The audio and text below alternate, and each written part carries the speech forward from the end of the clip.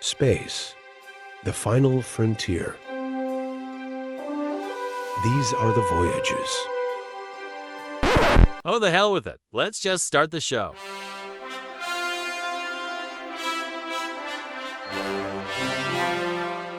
Hello, everyone, and welcome to Vern and Bob's Star Trek show. My name is Vernon, I'm Bob. and we are here to talk to you about all things television Star Trek.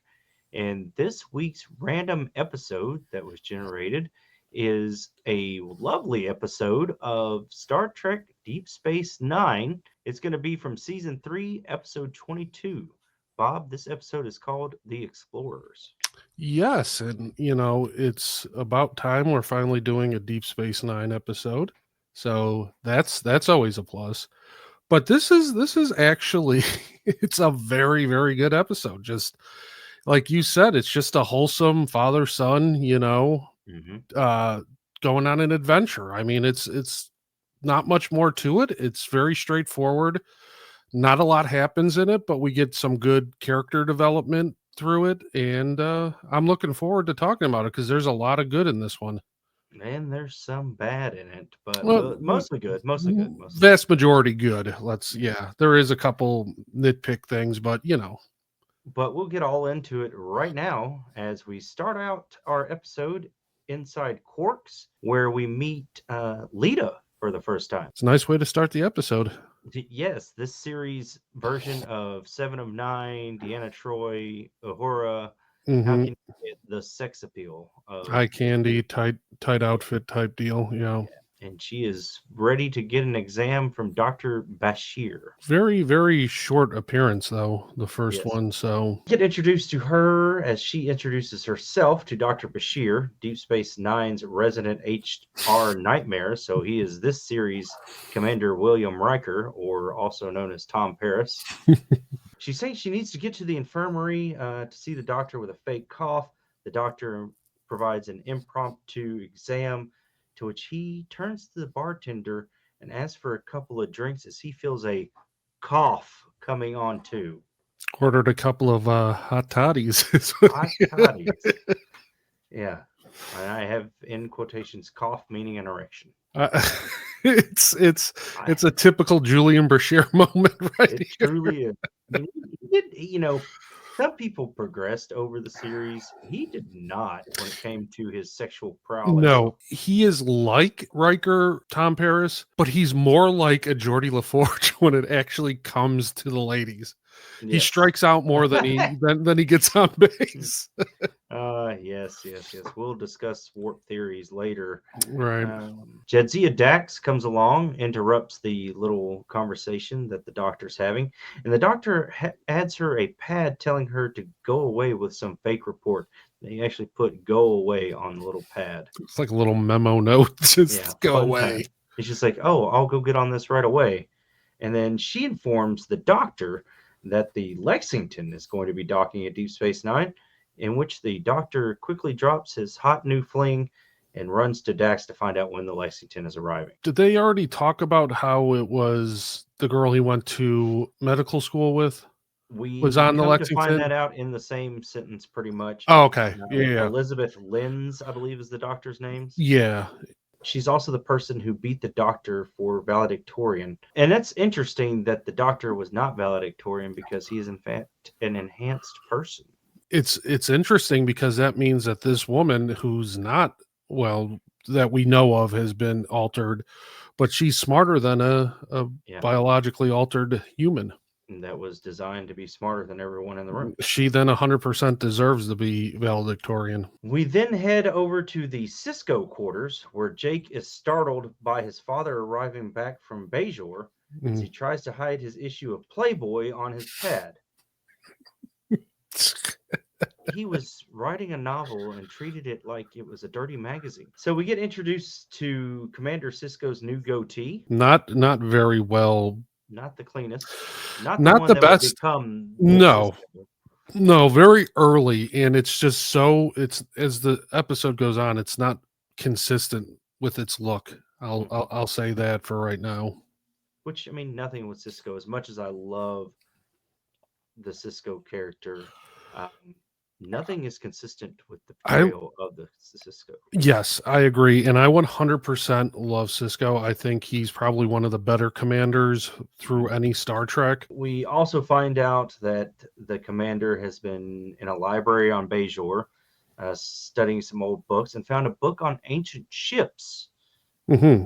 Solar sails are the type of the ship that we are talking about, and they are propelled by something called light pressure. Yeah, I like the idea of the solar sails because that's kind of like an idea they've kicked around theory wise. Like now for us, the theory is that's how we would be able to travel through the solar system is by solar sails. You see it in Star Wars, Episode 2, Attack of the Clones. That's Count Dooku's ship is kind of like a solar sail.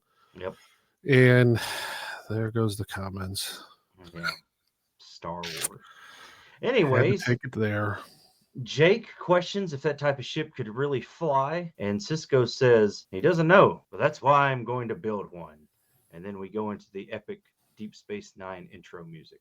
So we now find ourselves coming back from the first commercial in the cargo bay with, as I like to refer to him as, the Sisko. Chief O'Brien, that you might remember from the transporter chief or helmsman from Star Trek The Next Generation, and the wonderful Major Kira. She's always a delight to see on the screen. She doesn't have a lot in this episode, so that's kind of disappointing. The Sisko is expecting a shipment of timber from Bajor and requests a saber saw, and O'Brien questions this request and says, why not just use a laser cutter? The Sisko says he wants a genuine experience using the saber saw. O'Brien then flexes his engineering muscle and states that the design of the Sisko's ship that he has chosen probably won't work and could have never made it to Cardassia. Then we get introduced into the theory of, and we're going to say it a ton of times in this episode, the theory of sublight speeds, which is used a lot in this episode. O'Brien and Major Kira argue over the legends of how a ship made it from Bajor to Cardassia, so on and so forth.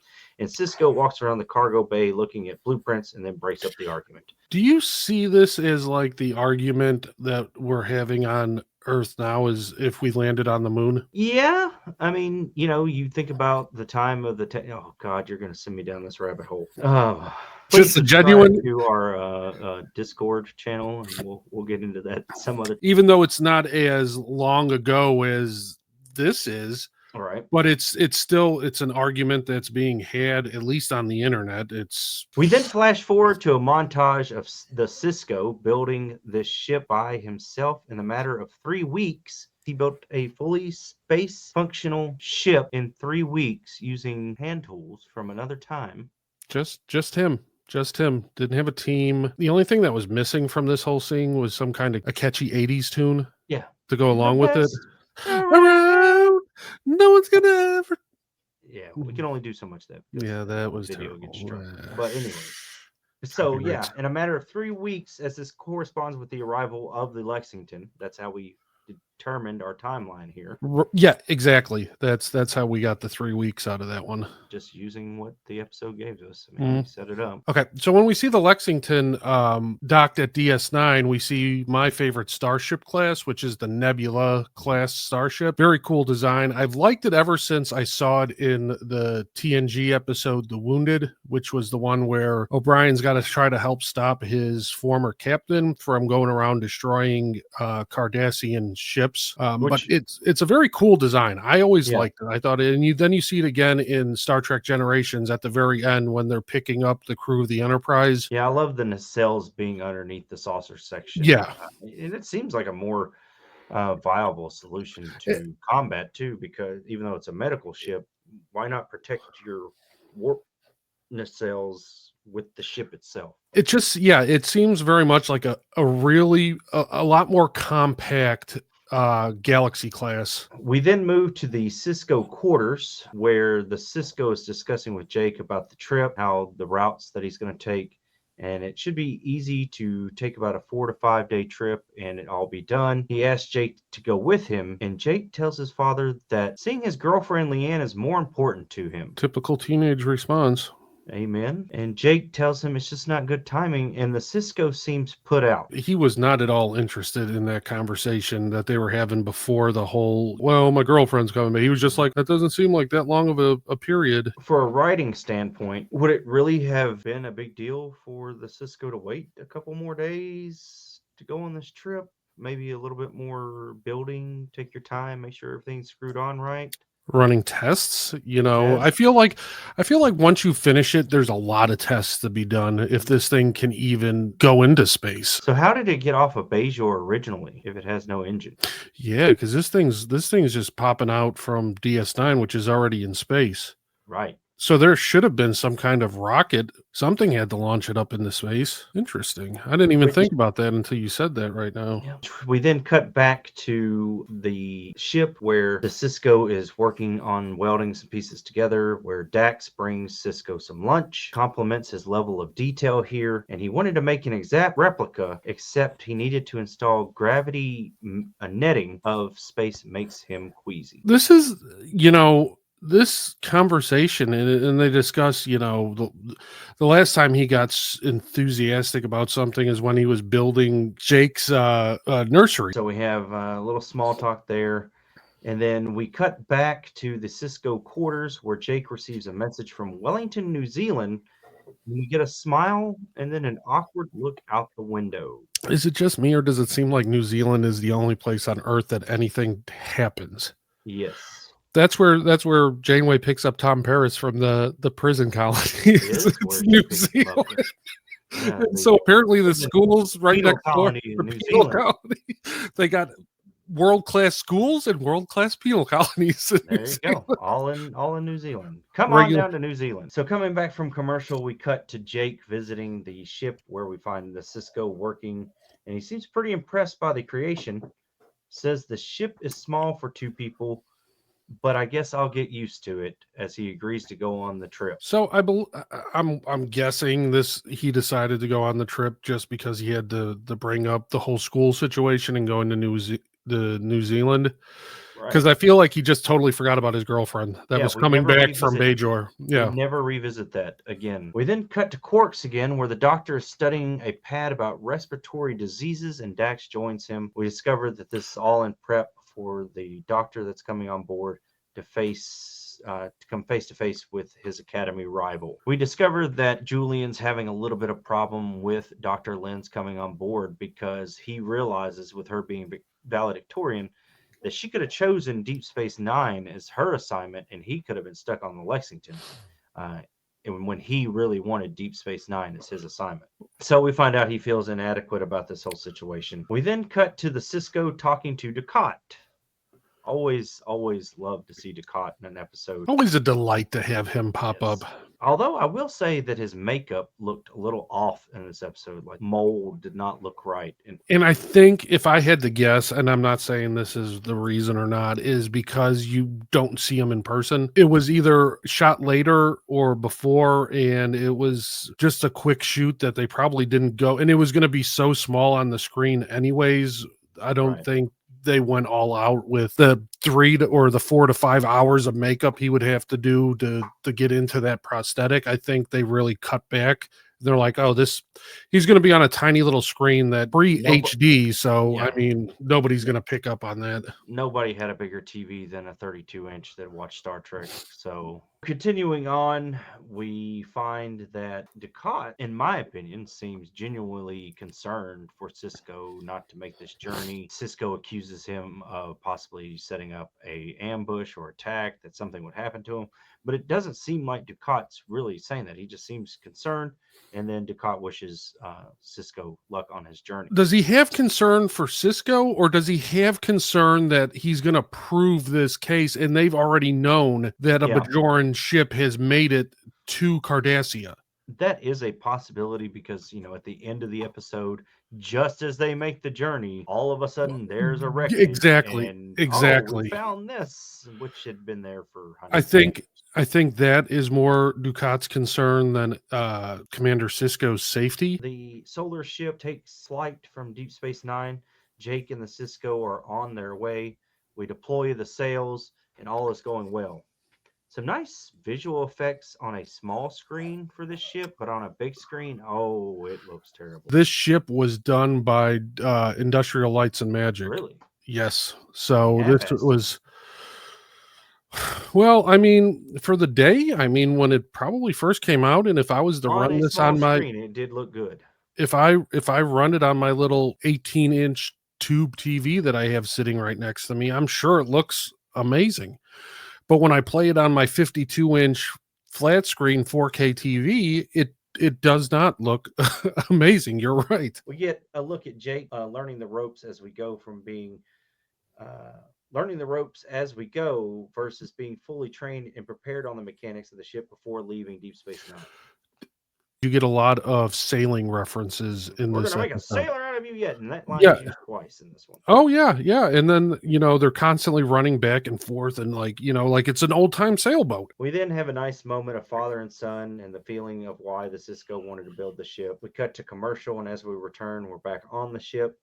We make some course corrections and then go over the basics of ship life, like the bathroom. Bathroom is supposed to be using zero gravity. The zero. What's Well, the difference in a zero gravity bathroom and a regular bathroom? here's my thing too is if you knew you were never going to make this a zero gravity ship, why the fuck would you make the bathroom a zero gravity bathroom? We then settle down for a drink, and Jake seems put off by the authentic zero gravity rations. Mm-hmm. It's kind of is a zero gravity ration. I'm assuming it's like the freeze. Remember the freeze dry like shit you used to get, like, Yeah, and it was supposed to be like space food, right. and it was basically all it was like freeze dried stuff, like Tang. They would have the Tang in the pouches, and I'm assuming that's basically what it is. It's just pouch. Everything's kept in pouches so that it's easy to, when you're in space, just squeeze and the little bubbles come out. You'll figure it out. The Sisko is pleased with the retroactive environment and compares the lack of noise and the feeling of the ship to an old sailing ship. We get some heart-to-heart conversations, and then Jake drops the news on the Sisko that he has written a story. Jake maintains the ship as Sisko reads Jake's story. Yeah, I mean, I don't have an issue really with this scene at all. It's a very good father-son bonding moment. The dad's actually very interested in reading his story, and he's not one of those where it's going to be like, well, I'll read it when we get back to the station. He goes, Right.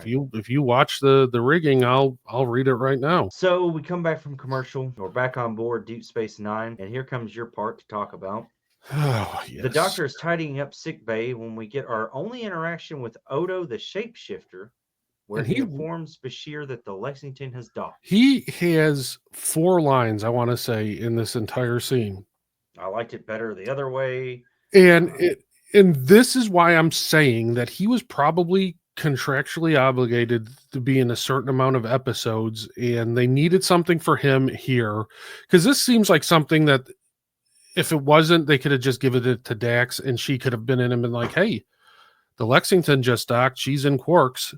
Right. Why did you have to have Odo do it? It just seems so out of place for him to come in and be like, oh, hey, I don't know about all the, I'm very professional, but I'm going to take part in all this gossip about you and your old friend from college. And they did not put this man in that makeup for just this small scene. They had to have cut that on another day that they were filming another episode. It's possible. I mean, that seems like a lot of makeup for literally 4 lines. I'm sure they were, or else they were doing reshoots for other episodes. I mean, that's probably the only other thing I could think of. But that would be ridiculous if you made them sit through hours of makeup for probably 2 hours worth of shooting. So Odo informs Doctor that his rival is in Quark's bar, which then takes us to the bar. Bashir and O'Brien are discussing whether the Doctor is going to make conversation with his rival. Quark discusses how the bar set bets on their first interaction. Then Dr. Lenz gets up. She walks by the Bashir and doesn't even acknowledge him. The best part is now defeated. The best part about this is he stands up. And she just keeps walking. And he kind of just goes, oh, and then O'Brien's face is the best. He's just like, oh, shit. And Quark's just like... Yep. He goes, didn't see that one coming. Which just brings us back over to the solar ship where Sisko is done reading Jake's story, and they discuss how the story is good, but has room for improvement.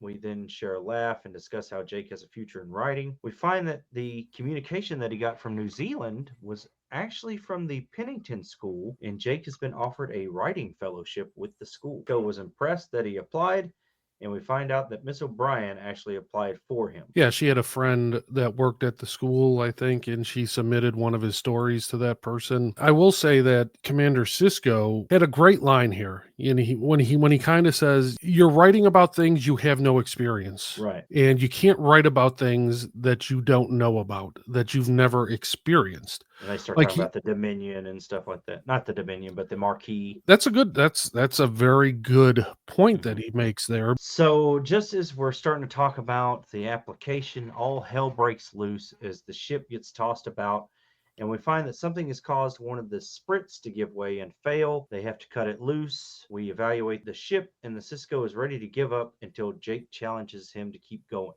So, we go from Sisko being all about, let's do this trip, and then Jake has to sell him on, well, I'm sure they had hardships back then. Let's keep going. We then now cut to the quarters of the O'Brien, where the doctor and chief are singing old English songs over a bottle of what seems to be whiskey. They are fucking hammered. So let me real quick do a behind the scenes situation for this one. Mm-hmm. So Colmini and Sadiq El Fadil, Dr. Bashir, both agreed to do this Jerusalem song, right? Mm-hmm. Because the producers told them no for their first choices of songs. They were either going to go with Louie Louie or Elton John's Rocket Man. And then they go with Old English Jerusalem. Yeah. Mm-hmm. Yeah, as their drinking song. I see. I would have loved to see them do Rocket Man as their drunk song. Apparently, it was not the budget to get some music here. No, a random towards the end of a season episode. Yeah, I think the getting the rights to that song would cost more than half the season's budget. I do want to do an episode one day where we go back and we pull up the advertising and marketing that happened during these different series. Deep Space Nine was probably some of the most racial and stereotypical driven commercials of products for advertising. Yeah, I think out of all the series. I don't remember much. Like we've discussed before, when I was younger, I was not a DS9 fan. I just wasn't. I knew it existed. I went from TNG to basically the movies held me over until Voyager came out, and then I went into Voyager. I skipped DS9 completely, so I don't know any of that. I know that TNG's promos for their episodes would blatantly give away the entire episode. It would, in 30 seconds, it would tell you everything that happened. And I post those on my TikTok, and every time it's just like, wow, way to go in the first 15 seconds. Yeah. You don't need to watch it. It basically tells you what happens and what the outcome is of every episode. But getting back to your point, I would actually, as have never seen any of these promos or these advertisements, I would love to see them for a first time reaction to them. That I feel like that would be a great video for us to I don't know what brought me to kind of bring that up. I guess because of the budget and everything. Yeah, but I guess I would watch it if I did watch Deep Space Nine when it was first coming out. It was because I was at my sister's apartment. She had an over-the-air antenna, and UPN 30 was the only thing. Was this on UPN or was this on W? What was this? No, it was on WGN. WGN, you're right. Because it was syndicated, and I think we talked about this before. Mm-hmm. I know in Chicago, its syndication spot on WGN was Saturday at 2:00 in the afternoon, and it was always here it was 11:00 at night. No, yeah, that was the other reason I never got into it. It was Saturday. It was at 2:00 on a Saturday. I was out with my friends, and that's why it always made me feel like it was a less superior show. Right. because it was just like if I felt like it didn't get respect, like where TNG was in prime time, and then Voyager is in prime time on UPN. Yeah, along with the heavy hitters of Xena, Highlander. Well, He was yeah.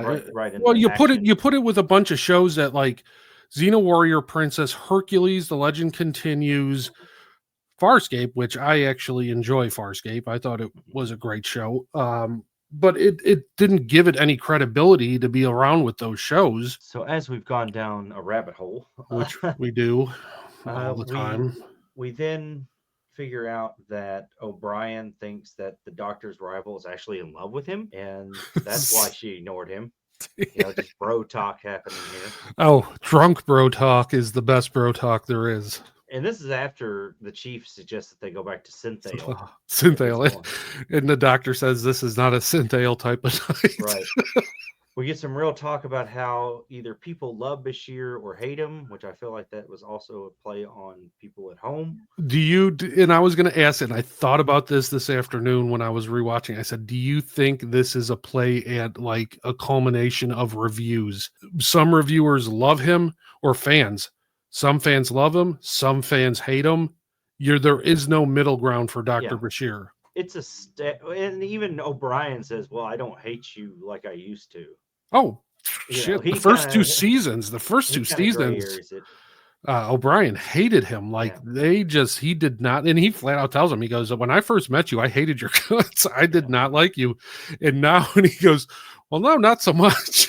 This one little part here reminds me of Ghostbusters Answer the Call, the one with the females, where they're watching YouTube comments and it says, ain't no woman gonna bust no ghost, because they had so much hate going into the movie. Yeah. And then we go back to singing songs of the South. I mean, the English ways. No, not songs. We're on YouTube, buddy. That could get us in trouble. Then we go back to singing songs of the old English ways. So, that's a drunk night for the Doctor. And he remember at the end there, he wanted to go confront them. He wanted to go sing at Quarks, actually. Yeah, and and he goes, no, we probably shouldn't do that. And he goes, well, why? And he goes, well, you can barely stand up. So then we return back to the solar sail ship where course corrections are being made, and it's time to string up the hammocks. And Sisko sneaks in a hammock time / hammer time. That was another thing. That's the big, like, whenever you read anything about this episode, somebody refers to hammock time. It's hammock time. Hammock time. Jake falls out of his hammock. Second time we get we'll make a sailor out of you line. Typical fucking TV show. Whenever there's a hammock involved, the person immediately has to flip around and fall out of it. Yep. No surprise there with that gag. Jake informs his dad that he will be turning down the fellowship at Pennington. Sisko then tells his son about joining Starfleet and how he was homesick and had to beam to New Orleans the first few days while at the academy. We get a line here, and I never heard this until this episode, where he says, you must have used a month's worth of transporter credits. Right. I was like, transporter credits? I've never heard that before, but that makes perfect sense. I mean, clearly everywhere. You can't just use a transporter whenever you want. That makes perfect sense that you would only be allotted a certain amount. Jake says that he is hesitant to go because he doesn't want his dad to be alone, eat dinner alone and such. Not necessarily that he's going to be homesick. And the Sisko assures him that he will be okay. They then get into the mating habits of the human race, and Jake tells his father that he needs to get out and date. He even has a lady in waiting to court with his father, which is kind of a to a character that we'll get later. Yep, it's an early nod to Cassidy Yates. Yes. All laughs and fun until yet another ship issue where something hits the ship, causes one of the main sails to be ripped off, and the ship goes into warp. Yeah. It was what did they refer to those? It was a subspace eddy. They like using eddies. That word. Tachyon eddy. Tachyon eddy, which they really like in the Star Trek world, just using eddies. Like I've been rewatching Voyager, and I got to the episode Eye of the Needle or Mhm. whatever, Yep. where they have the wormhole and they send that micro probe in there and it gets Right. stuck in a gravitational eddy. Yep. And it's just hanging out. Yeah. But Uh, this is a cool concept where it basically, like, it's in a game when you're driving and you hit one of those, little it's like a boosters. booster thing and it just Mhm. shoots you. That's a cool, Yep. I mean, I like that. I don't have an issue with that because I feel like that could be a thing. Like you hit it and it just shoots you forward. Like you kind of just slide on it. They then drop out of warp. They realize that they have no way to tell where they are as the instruments busted that they use, kind of like the compass and the star chart device that they Yeah. had. Hmm. So we resort to reaching out to Deep Space Nine, and they cannot get a communique out to the station. And this is where the episode goes fast forward. It's like Hmm. they ran into a time crunch and said, "We got to wrap this up, boys. Let's go." And this isn't the first episode we've reviewed where they've kind of just tied everything off because it's like, well, we got 5 minutes left in the episode. We need to figure out something. And like this one, like you said, it's just just skip ahead Right. and we'll figure it out. This is going to bring us back to the station where Bashir confronts Dr. Lenz, and she has no clue who he is. Yeah, this is the whole ending to this is I you feel go like there's some dialogue here that doesn't make sense. no, I mean, how do you go 4 years? You're the top two in your class and you've You never don't know met each each other. other in 4 years. Yeah.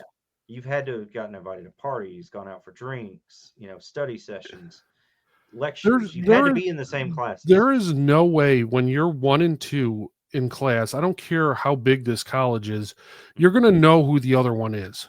Right. Or vice versa. You're going to know what the other one looks like. You're going to have taken some classes together. But Yeah. the fact that she has no idea, she thought he was Andorian too. Like somebody Right. pointed you out to me, and they pointed at an Andorian. You And he was cannot just get a like, human and an Andorian mixed up.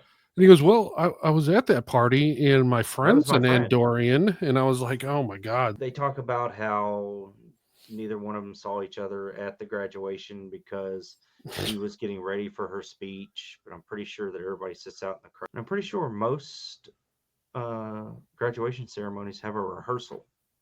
Yeah. So the run through how things are going to go. So you would have, Right. it's just This is where weird, sloppy. It's sloppy yeah, writing it goes to into fast forward mode and just gets ugly. We then start complimenting each other on their assignments, and Dr. Lenz was let down by her appointment on the Lexington because it's more of like a scout ship than it is a medical ship, an exploration ship. And she is now envious of Dr. Bashir's assignment on DS9 and his work on Bajor. They talk about the the T cell study that the doctor is doing on Bajor. And he invites her to his infirmary so they can study the current results. one Well, Neelix or not Neelix. Oh, wow. I feel so bad because Quark is 10 times better than Neelix. Oh my God, how did I flub that one? Anyways, So, getting back to it, yeah. Quark wins his bet. Yep. And the funny thing here is apparently the Lexington would go months without anything happening. Mhm. I'm sure there's people on the Enterprise and Voyager and DS9 with that are probably like, well, wouldn't that be nice? We could Right. have months where there's nothing going on and we just do studies and scan planets and we don't have to fight off the Borg or a contagion is on the station. I think that everybody on the Lower Decks episode of Star Trek The Next Generation would love to be on the Lexington. No, I'm sure they would. They Yeah. just want to be left alone out on a ship. Yeah. Would be nice. So then we quickly rush back to the halfway ripped apart solar ship drifting in space. We go back to small talk about the woman Jake wants the Sisko to meet. We plant the seed for the lady that Sisko ends up falling in love with later on. Cassidy Jake Yates. says he's going to put off the Pennington agreement until he gets more experience in life to write about. Fair enough. Fair point. We then get a couple of Cardassian warships outside the solar sail ship, and then we get hailed, and it is Ducat. Ducat congratulates Sisko on making the trip all the way to Cardassian space, and they're like, Oh, we're actually in Cardassian space. We have no idea where we're at. What are you talking about? Then he explains how the Eddy they encountered, or they figure out that the Eddy that they encountered brought them the entire way. Ducat then informs them that, and we talked about this earlier, that the voyage is a testament to ancient Bajoran drive and spirit. And coincidentally, the Cardassians found an ancient ruin on Cardassia, which is a crashed Bajoran solar ship on the same day of this journey. Yeah. They make it all the way to Cardassian space. Wasn't the whole point of this to get to this asteroid belt or some belt that separates, that they wouldn't be able to get through? They didn't think they would be able to get through because, you know, it's like an asteroid belt. But apparently when you hit this eddy, it just shoots you right through it without anything happening. Yeah, around, through it. I don't know. They don't have a deflector dish, so they have nothing. I mean, but okay, so here's my other part, and you can attest to this because Friday I ranted at you about this fucking ending, and I was so pissed.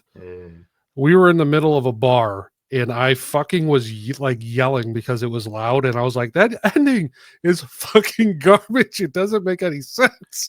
And so I rewatched it today, and I kind of got a better understanding of what was going on.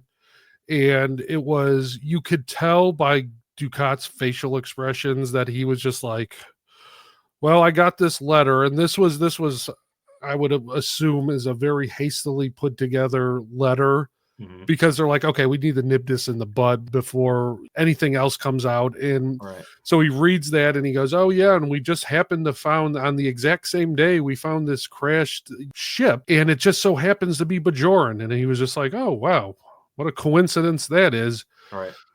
Now the part that pisses me off, and it's so out of character for the Cardassians, they're firing off fireworks. They're having a fireworks show. I said, this is okay. I'll take it back. I like the whole part where they're scurrying around to show that, oh, hey, we did actually find something on, to kind of beat them to the punch and say, hey, oh yeah, we knew that they were able to get this far. But then to do this fireworks show, really? Yeah, it was not of Cardassian flavor whatsoever. I think, we get it, father son, hurrah, but this was just over the top. It was not, I don't think it was needed. I'm sure people disagree with me on this, but I just thought it was ridiculous for the Cardassians. Yeah.